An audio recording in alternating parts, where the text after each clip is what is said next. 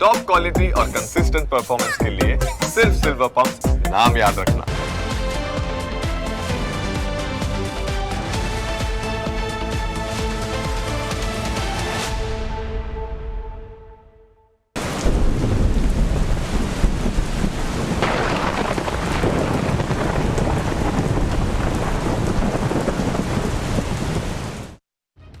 Surat corporation અને વહીવટી તંત્રની દર વર્ષે પોલ ખુલી જાય છે અને દર વર્ષે તંત્ર શરમથી ઝૂકવાના બદલે લોકોને ખોટા વાયદાઓ કરે રાખે છે, પરંતુ હકીકતમાં તો શહેરને ડૂબાડવામાં બેદરકાર તંત્ર જ જવાબદાર છે।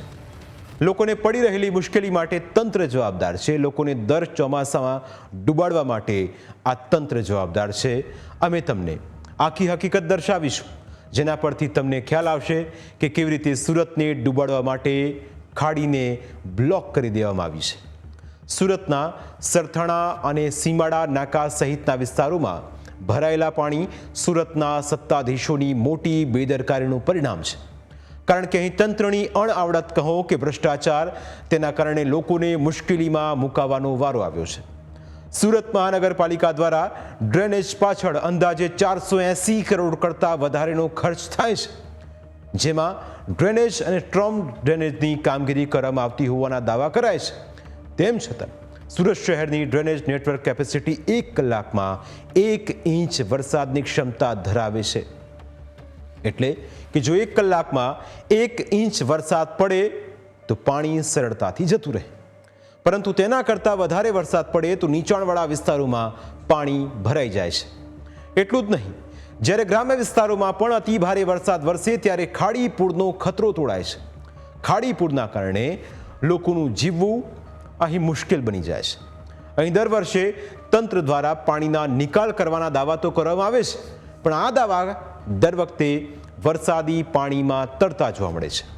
સુરત કોર્પોરેશને આ વર્ષે ચોમાસા પૂર્વે થતી પ્રી મોન્સૂન કામગીરી પાછળ 5 કરોડ રૂપિયાનો ખર્ચ કર્યો હતો, જેમાં ખાડી સફાઈ અને ડ્રેનેજ તેમજ સ્ટ્રોમ ડ્રેનેજની લાઇનોની સફાઈ કરવામાં આવતી હોય છે, પરંતુ જે પ્રકારે શહેરમાં ઠેર ઠેર ખાડી પૂર આવ્યું તેને જોતા આ કામમાં મોટો ભ્રષ્ટાચાર થયો હોઈ શકે છે, કારણ કે ખાડીની સફાઈ યોગ્ય રીતે થઈ હોત તો કદાચ આજે લોકોને આ દિવસો જોવાનો વારો ન આવ્યો હોત। સુરતમાં મુખ્ય 5 ખાડી છે જે વરસાદમાં લોકોને અસર કરે છે।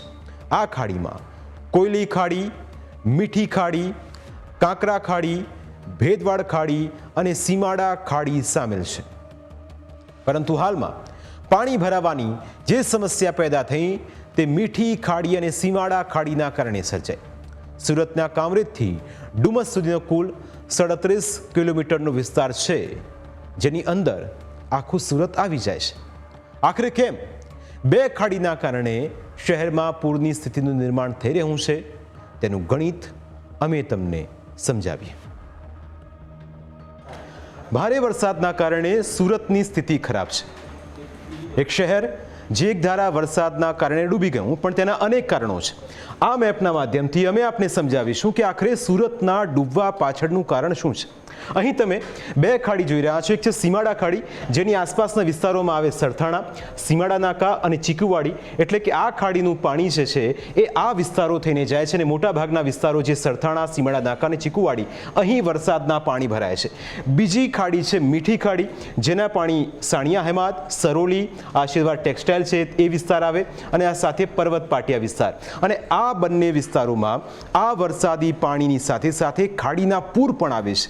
એ ખાડીના પૂર જે ધસમસતા વેગે આવે છે અને આખા આ શહેરી જે વિસ્તાર છે આસપાસનો, મુખ્ય 5 ખાડીઓ સુરતની અંદર છે, પણ આ જે ખાડી છે સીમાડા ખાડી અને મીઠી ખાડી, એના પાણી જે છે એ સુરતને ચારે બાજુથી ઘેરી લે છે।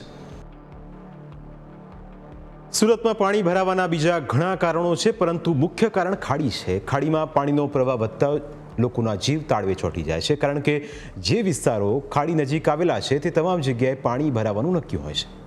આખરે કેમ વર્ષોથી દર ચોમાસામાં સુરત ડૂબે છે, તેના કારણો પણ નજર કરીએ તો આપને પણ ખ્યાલ આવશે કે વાત સાચી છે। પહેલું કારણ તો એ છે કે સુરતમાં ખાડીની સમસ્યા ઉકેલાતી નથી। રસ્તા પર કાર્પેટિંગના નામે ઊંચાઈમાં વધારો થાય છે, પરિણામે પાણી બ્લોક થઈ જાય છે। સોસાયટીની કમ્પાઉન્ડ વોલ પાણીના વહેણ માટે અવરોધક રૂપ બને છે। રસ્તા અને સોસાયટીમાં ડામર અને કોન્ક્રીટના રસ્તાથી પાણી જમીનમાં નથી ઉતરતું.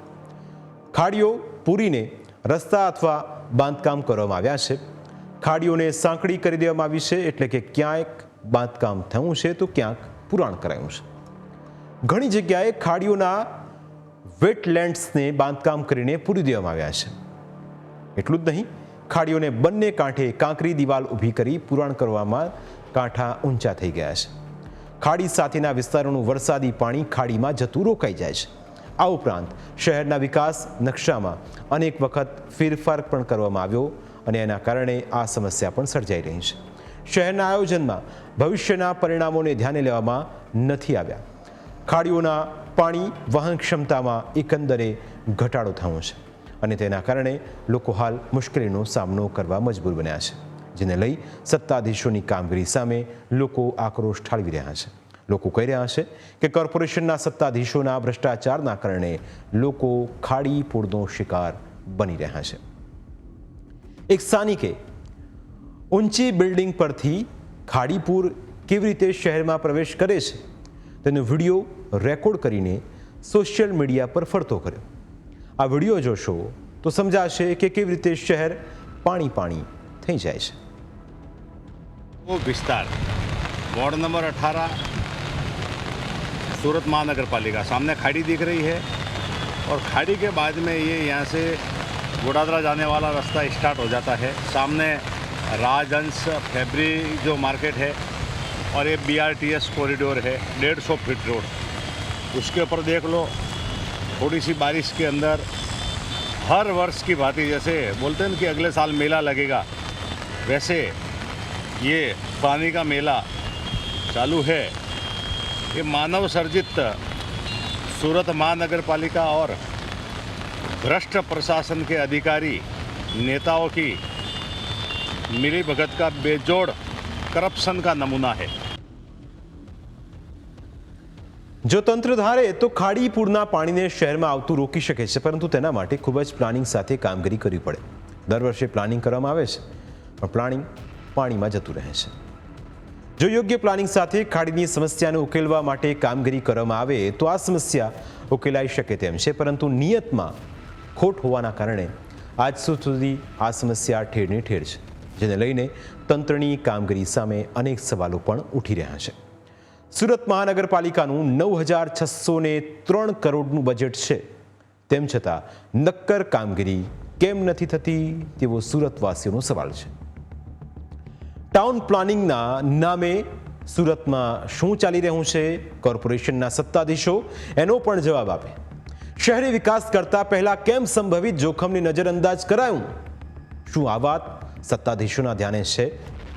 ખાડીની સમસ્યાને ગંભીરતાથી કેમ લેવામાં નથી આવતી? ખાડી વિસ્તાર આસપાસ રહેણાંક વિસ્તારને મંજૂરી કેમ આપી દેવામાં આવે છે? બિલ્ડર્સના નફાના સ્વાર્થનો ભોગ આ જનતા કેમ બને?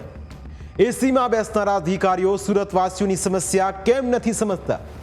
દર વર્ષે સુરતની સુરત કેમ બગડે છે?